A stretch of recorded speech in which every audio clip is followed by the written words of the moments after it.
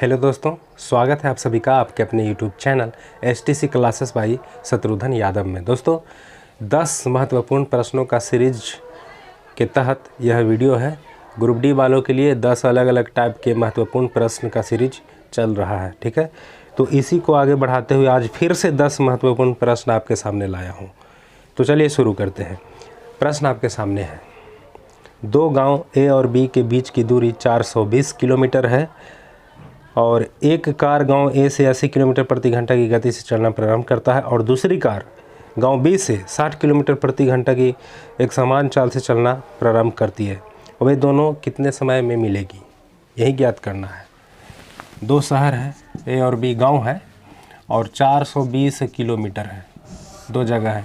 एक कार इधर से चलता है, एक कार इधर से चलता है, ठीक है। दोनों की चाल दिया गया है। इस स्थिति में सापेक्ष चाल लगेगा। क्या लगेगा? सापेक्ष चाल। तो सापेक्ष जो चाल है यह इसमें क्या होने वाला है? जुटेगा।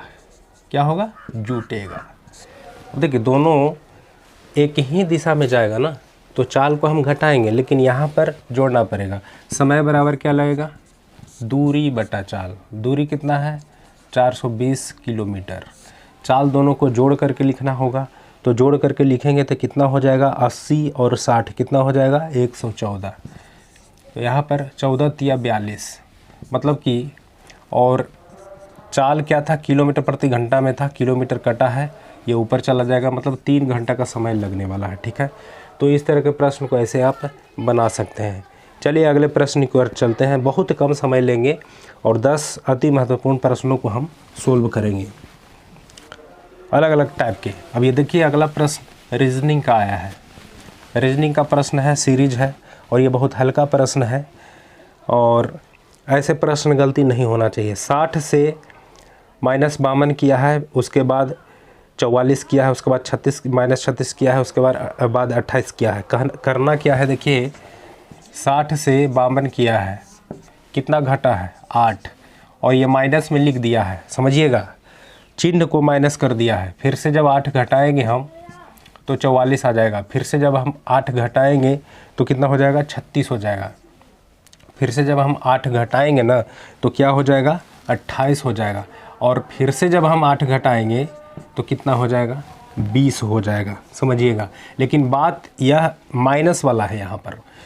देखिए 52 को माइनस किया था, 36 को माइनस किया था, तो हम 20 को भी क्या करेंगे?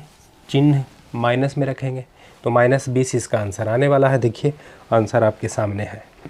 तो सीरीज का बहुत इजी क्वेश्चन था। रीजनिंग का भी कुछ क्वेश्चन इस सीरीज में मैं ऐड किया हूँ, ठीक है। चलिए अगले प्रश्न की ओर चलते हैं। दोस्तों अगला प्रश्न आपके सामने है। कह रहा है कि एक आम का पेड़ वार्षिक रूप से अपनी ऊंचाई का 1/8 बढ़ता है। ऊंचाई का 1/8 क्या बढ़ता है? 2 वर्ष बाद वह कितना बढ़ेगा यदि आज उसकी ऊंचाई है 64 सेंटीमीटर? बढ़ रहा है कैसे? 1/8 भाग, इसको 100 से जब हम भाग दे देंगे, 4 दूनी के 8 और 25 400, 25/2% से बढ़ेगा, है ना। कुल लंबाई का कितना भाग बढ़ रहा है यदि हम उसमें 100 से गुना करते हैं तो किस रेट से बढ़ेगा ये मालूम हो जाएगा। तो 25/2% से ये बढ़ेगा। आज कितना है? 64 है, तो 64 1 + r/100 कीजिए, 25/200 हो जाएगा। 2 वर्ष में कितना हो जाएगा? तो समय 2, यहाँ पावर 2 रखना है। चलिए 25 × 100 64। अब ये 4 दूनी के 8, 8 है 9, इसको हल करेंगे तो 9/8 आएगा और गुने 9/8 आएगा। बात समझ रहे हैं? क्योंकि पावर 2 है तो 2 बार इसको गुना करना पड़ेगा। 8 × 8 = 64, ये दोनों से 64 कट गया, तो 9 × 9 81 सेंटीमीटर हो जाएगा। कितना हो जाएगा? 81 सेंटीमीटर इसका आंसर, जो आप देख पा रहे होंगे, ठीक है। चलिए समझ में आ रहा होगा, ऐसा मैं आशा कर रहा हूँ। बाकी आप कमेंट में भी लिख सकते हैं, कोई प्रॉब्लम है तो, है ना। चलिए ठीक, चलते हैं नेक्स्ट प्रश्न की ओर। फिर से रीजनिंग आ गया। देखिए बेमेल को युग्म को चुनिए। बेमेल को, जो बेमेल है, जो मेल नहीं खा रहा है। अब देखिए यहाँ पर पहला में क्या दिया है? 571 और 169। तो ये दोनों में क्या मेल है? अच्छा, दूसरा ऑप्शन लिखने दीजिए, 461 और 121। तीसरा में क्या है देखिएगा, 392 और 100। अब ये देखिए सेकंड वाला जितना भी है ना, किसी का वर्ग है, इतना तो आप देख ही सकते हैं ना। ये किसका वर्ग है, 13 का। ये किसका है, 11 का। और ये किसका है, 14 का। बात समझिएगा। अच्छा ठीक है, ठीक है। अगला क्या है, अगला है, ये भी तो किसी का लगता है वर्ग ही है कि नहीं वर्ग है। देखिए पता चल जाएगा ये 13 आया कहाँ से, 7 5 12 1 13, यानी सभी का योग, सभी का योग। चलिए ये भी 11 आ जाएगा, 6 4 10 1 11। ये भी देखिए, इसको भी जोड़िए, 9 3 12 अदू 14, 14 के स्क्वायर। ये कितना आ रहा है, 9 6 15 और 3 19। तो 19 का स्क्वायर कितना होता है, 15 3 19, 15 3 कितना हो जाएगा, 18 हो जाएगा। 15 3 18 हो जाएगा। तो 18 का लगता है 324 होता है ना। तो ये देखिए इसका आंसर, ये युग्म में नहीं है, ये पता चल गया। तो कहीं ना कहीं देख करके ही पता चलता है कि ये स्क्वायर वाला सिस्टम है, ये कहाँ से आया, 13 कहाँ से आया, 11 कहाँ से आया, 14 कहाँ से आया। तो यहाँ पर 18 का स्क्वायर 324 होना चाहिए था, जो कि गलत लिखा गया है, 361 ही है। तो ये पता चल गया कि ये युग्म जो है बेमेल है, मेल नहीं खा रहा है ना। चलिए समझ चुके होंगे। चलिए नेक्स्ट प्रश्न की ओर चलते हैं।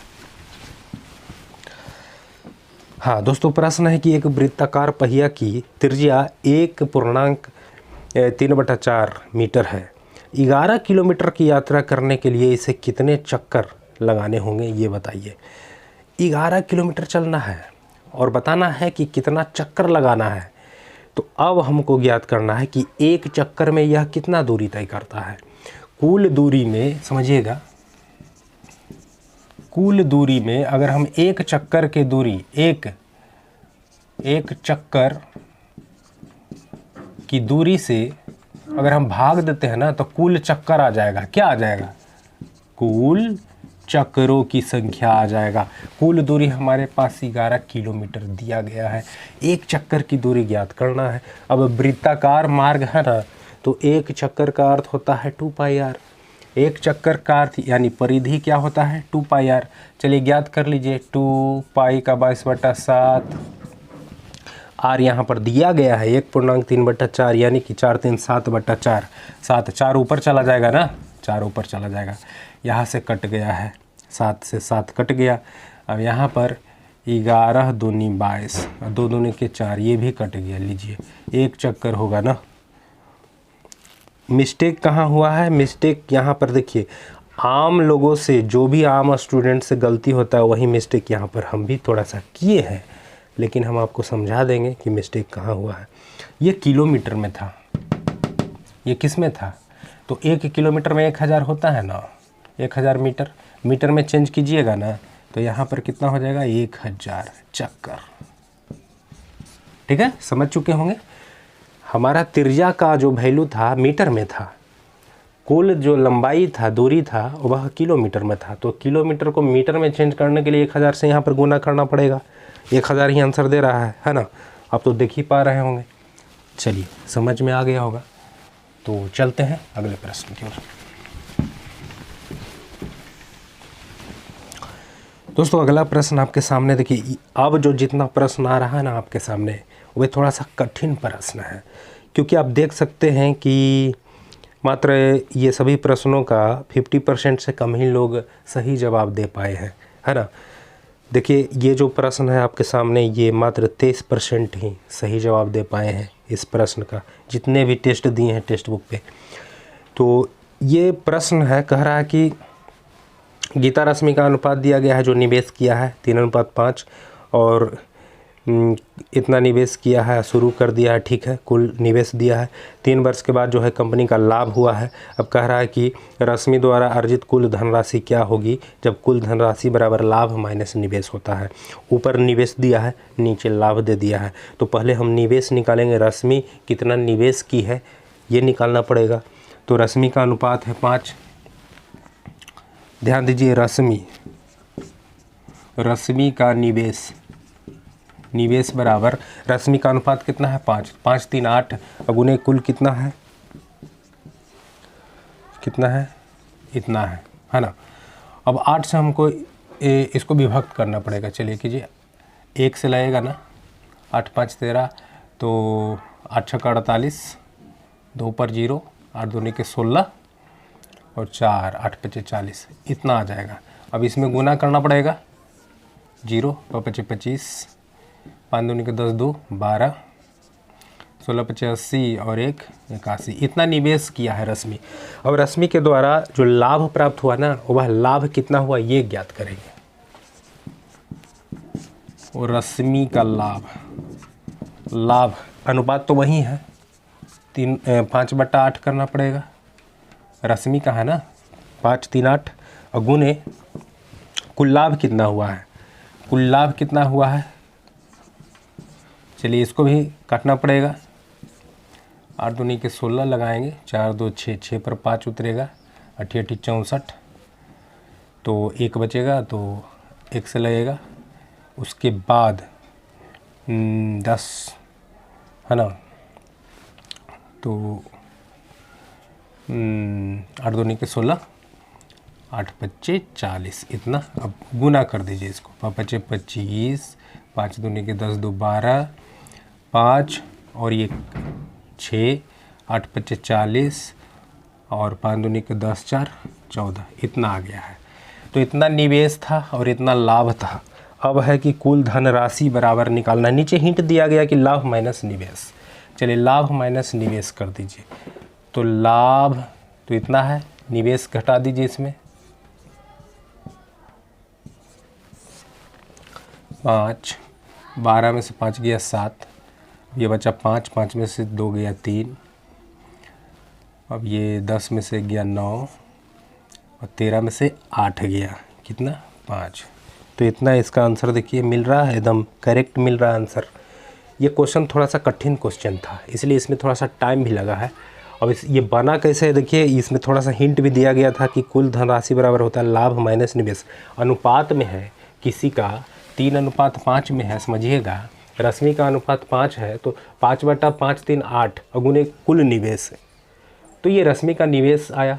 इसी तरह से रश्मि का लाभ निकला, दोनों अंतर कर दिए तो कुल उसका धनराशि निकल गया। ठीक है, चलिए अगले प्रश्न की ओर चलते हैं। अगला प्रश्न को भी देखिए काफ़ी इंपॉर्टेंट है, इसका जवाब मात्र 26% लोग ही दे पाए हैं। अब ऐसे प्रश्नों का तो ऐसा प्रश्न तो कठिन होगा ही थोड़ा सा, क्योंकि जितने भी एग्ज़ाम दिए हैं उसमें से मात्र 26% लोग जवाब दे पाते हैं। अब देखिए, करा ज़मीन पर खड़े स्तंभ की प्रतिछाया √3 - 1 मीटर कम है जब सूर्य का ओनियन कोण 30 डिग्री से 45 डिग्री तक बदला जाता है। स्तंभ की मीटर में लंबाई ज्ञात कीजिए। चलिए देखिए क्या कर रहा, एक स्तंभ है, ठीक, और यहाँ मान लीजिए कि इधर से लाइट आ रहा है, तो इसकी छाया यहाँ पड़ेगा, ठीक है, ये छाया है, ये छाया है, तो छाया कम गया है, छाया कम गया है। यहाँ पर 2 डिग्री का आप करके देखिए, इसमें बना हुआ नहीं, इसमें क्वेश्चन होता है, ये क्वेश्चन है, ये नहीं कि हम देख के छाप रहे हैं। जब इसकी छाया कम जाएगा तो कमेगा यही ना, पहले यहाँ था अब यहाँ आ गया है, √3 - 1 मीटर कमा है। अब बताइए पहले कितना था, 30 डिग्री था, उसके बाद कितना हो गया 45 डिग्री, 45 डिग्री। बस इतना ही आपसे दिया गया है, और ये इसका लंबाई आपको ज्ञात करना है स्तंभ की। यह स्तंभ है, स्तंभ है, स्तंभ की लंबाई हम x मानते हैं, और ये जो दूरी है इसको हम y मानते हैं। tan थीटा के पास चलना पड़ेगा 2 बार, एक बार 30 डिग्री, एक बार 45 डिग्री। अब देखिए यहाँ से tan 45 डिग्री के पास चलेंगे ना, तो x/y होगा, यानी कि y बराबर x, 45 डिग्री का वैल्यू 1, तो y बराबर x।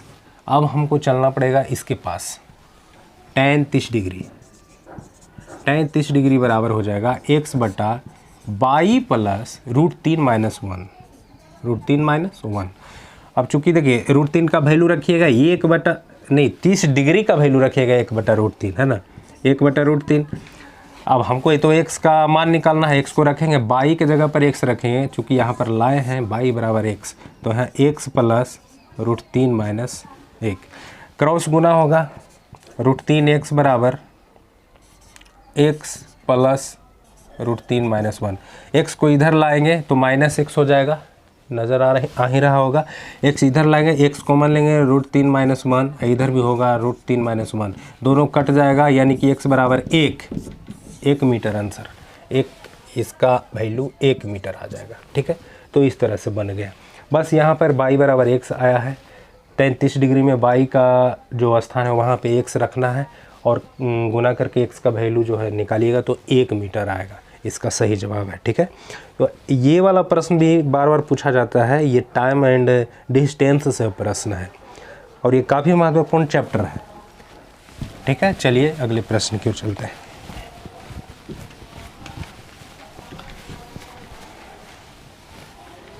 अब देखिए प्रश्न में कह रहा है कि गुणनफल कितना है दोनों संख्या का, गुणनखंड दिया है तो विभाजक है। अब देखिए माना कि दो संख्या x y है, तो ये दोनों का गुणनफल कितना है, इतना दे दिया, 2 ही 0 है। ठीक, दोनों का विभाजक दिया है 19/28, विभाजक मतलब भाग दीजिएगा तब ना विभाजक होगा, x में y से भाग दिए हैं तो विभाजक है। इसको क्रॉस गुना करेंगे तो 28x बराबर 19y हो जाएगा, x बराबर 19y/28, इतना तो आप समझ ही रहे होंगे। इसमें वैल्यू रख देंगे x का वैल्यू रख देंगे। चूँकि ये क्वेश्चन थोड़ा सा कठिन है, मात्र 28% लोग ही इसका जवाब दे पाए हैं, तो वैल्यू रख के थोड़ा सा कैलकुलेशन थोड़ा सा लंबा जाएगा। वैल्यू रखिए 19x/28, नहीं y है ना, x का तो वैल्यू रख रहे हैं और गुने y पहले से है, यहाँ पे वैल्यू रख। अब देखिए 19 में 133 आता है, हाँ 19 सते 33 से ये कट गया, बाई गुने बाई स्क्वायर, 28 गुने 7 100। अब हम बाई का वैल्यू निकालेंगे तो इधर रूट करेगा ना, रूट कर देगा, तो 28 को हम क्या करेंगे 7 गुने 4 करेंगे, इसको हम क्या कर सकते हैं 7 गुने 100 करेंगे।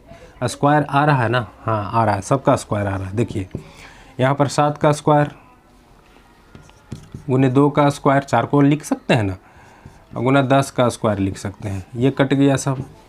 तो y बराबर 7 दूनी के 14, 140, y का वैल्यू आया है 140, तो यहाँ से x का वैल्यू आ जाएगा ना। चलिए निकाल लीजिए x का वैल्यू, x बराबर